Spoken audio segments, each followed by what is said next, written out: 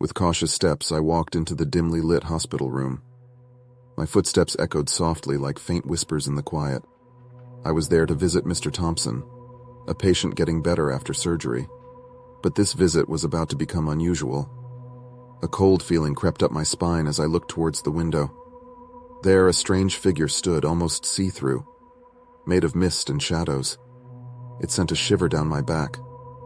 I wanted to say something, but fear froze my words. The figure slowly turned, and its empty eyes locked onto mine.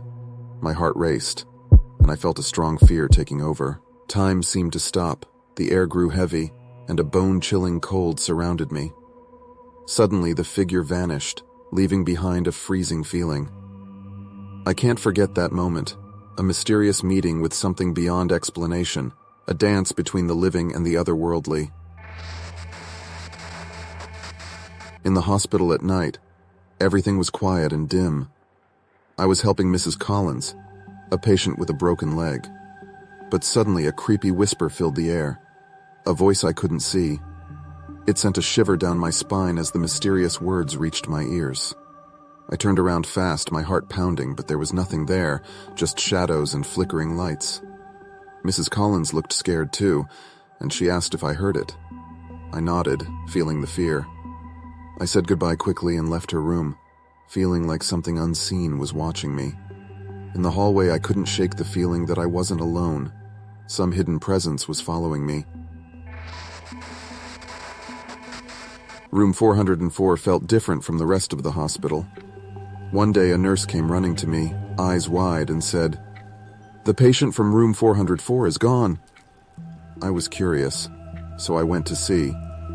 Inside, the bed was messy, and things were moving as if someone invisible was touching them.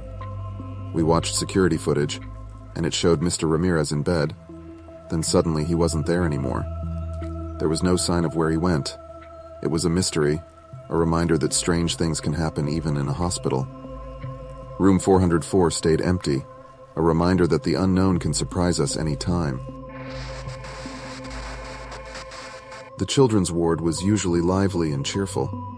But when Emily came with her doll, things got eerie. The doll had weird, lifeless eyes.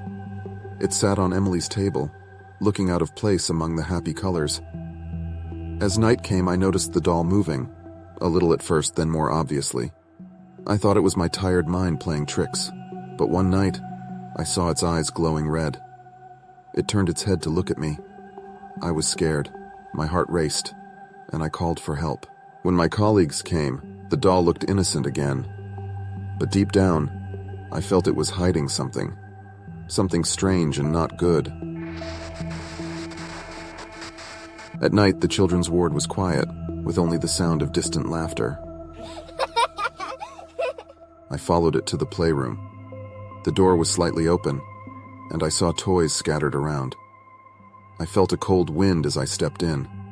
A rocking horse moved on its own, like someone was riding it. I heard a child giggling, but I couldn't see anyone. I got scared and left the room. The sound of laughter stayed in my mind, making me feel like I wasn't alone in that moment.